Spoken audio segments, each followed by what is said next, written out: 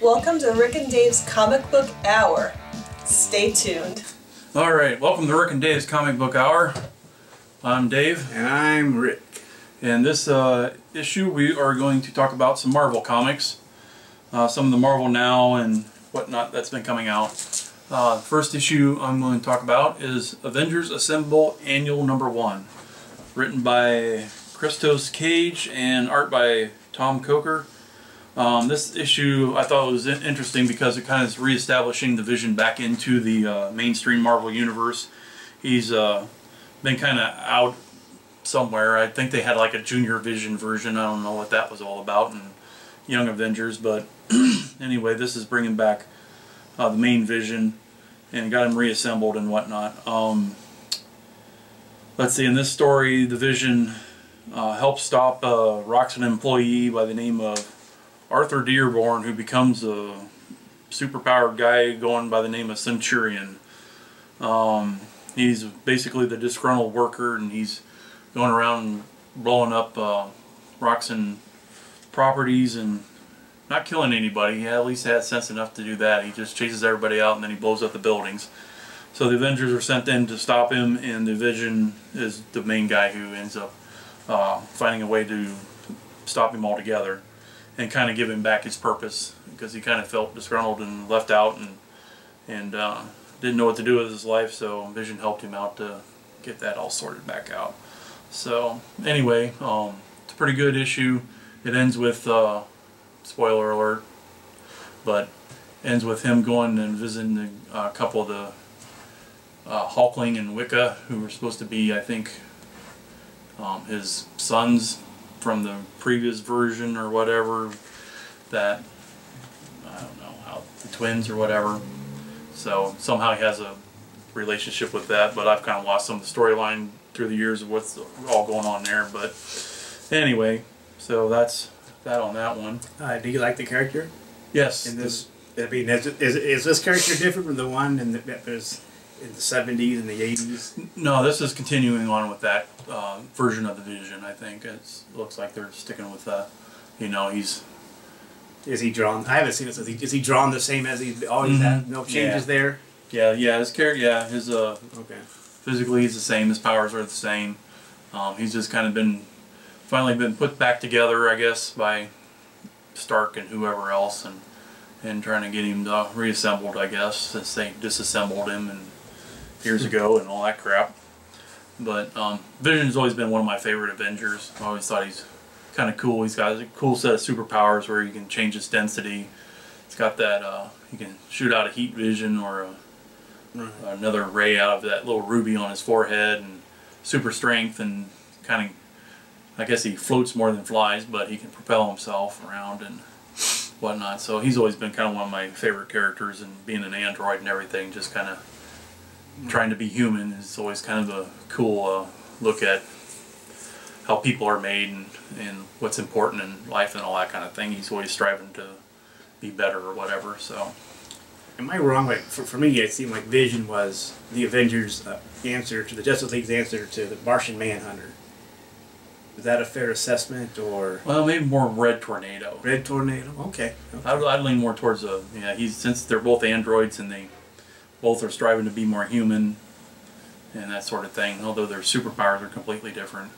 But as far as superpowers, yeah, maybe superpower-wise, it'd be more of a Martian Manhunter kind of thing. Okay.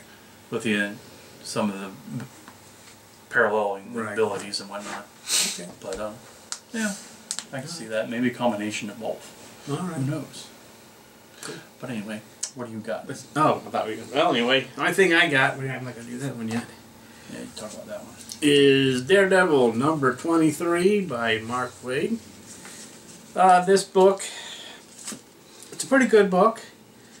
I started reading it, it looked like there was a flashback and a tie-in with Daredevil's origin, and when the driver lost control of the vehicle trying to miss a pedestrian, he was busy with a cell phone. So I guess it was updated a little bit, and I don't know how I feel about that, since I read the original origin, and that there was no cell phones in '65. I'm not even sure how this fits in, but It reminds me of when Marvel Tales was reprinting Spider-Man in the early '80s, and they tried to update. And they tried to update Spider-Man, those Marvel Tales into the '80s. So whatever band they were talking about in Amazing Fantasy 15 became, maybe it was the Beatles or something like that. But in that issue it became Duran Duran, and the fans went ballistic, and they stopped it because they didn't want it messed up. They didn't want it updated. So I'm kind of have mixed feelings on the mixed message, you know, with that cell phone stuff there, I guess, being old school, but it's what it is. And so basically it's just Foggy Nelson catching up to how Daredevil became Daredevil, and going for a ride with Daredevil with his billy club. I didn't know. It takes a lot of strength to carry Foggy around on your back when you have no superpowers. But it was a good Mark Waid story, and I'd recommend it. Cool. Alrighty, the next book I'm going to talk about is Savage Wolverine. This is issue number 2, written and drawn by Frank Cho. Cho? Chow. I think it's Cho. Cho. Sorry, Frank. But anyway, in this issue we have Amadeus Cho falling out of the sky, much like in issue 1 where Wolverine fell out of the sky, and lands on the same island in the Savage Land. They haven't explained why these people are just dropping out of the sky, landing on this island yet, but hopefully they'll figure that out sooner or later. Throughout the rest of the issue we see Wolverine and Shanna continuing their trek towards the mountain where they think the power source is, to stop it, so they figure if they get rid of this power source, then they can get off the island, which is preventing them from getting off the island. And some sort of force field kind of thing going on there. And anyway, it's a pretty good issue. It's a little bit humorous with Amadeus trying to communicate with the local natives and stuff like that. It's very well drawn. Wolverine gets to fight some more dinosaurs, and You can't go wrong with dinosaurs. yeah, and then you got Shanna running around in a bikini, so I mean, I guess eye candy's good. You got the eye candy and the dinosaurs. I mean, what more does a comic book geek like us need, you know? But it's very well done. I've enjoyed the first 2 issues. I hope he continues on with the pace he's got going here. It's really good, well done, fun to read, and so I'd recommend, if you want to read a Wolverine book, that's a good one to get. So, what are we going to do next? Are you saying this is a good jumping on point, or just a good read altogether? I mean, I don't know. I don't know. Well, I'd get the first issue before you get this one. Oh, okay. But you say it's a big story. Okay. Yeah, if you're not reading any other Wolverine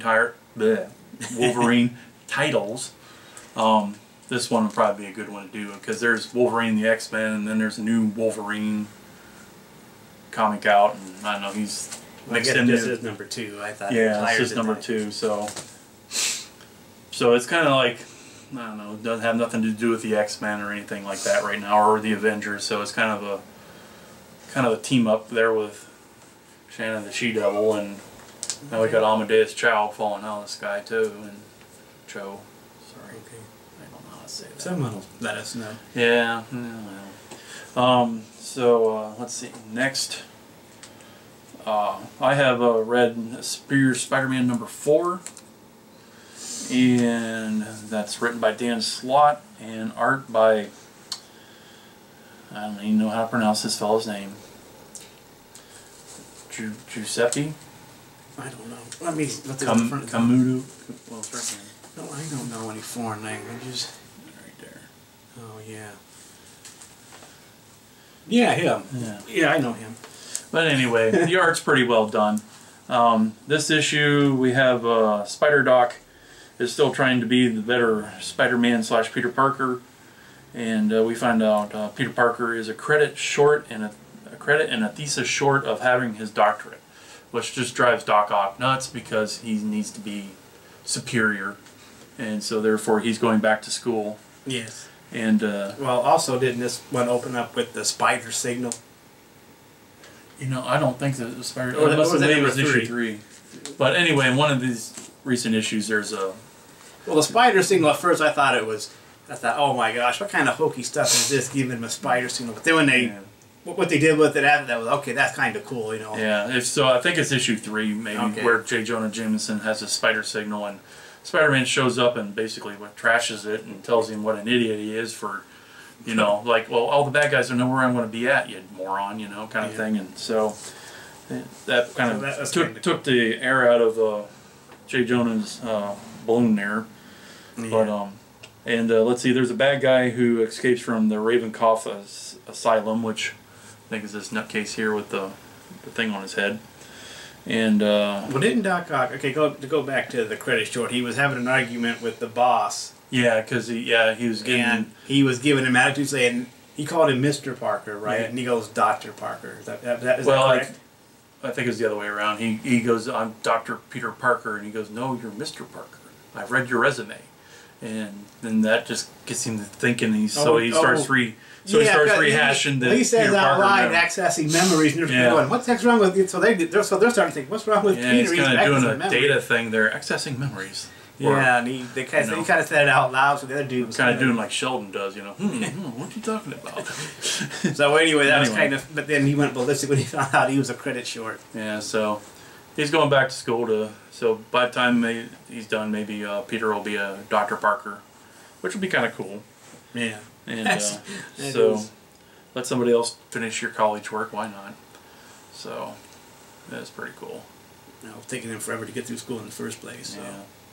So, and you read issue 5 though. So why don't you tell us a little bit about 5? Well, issue 5 starts off with Massacre, and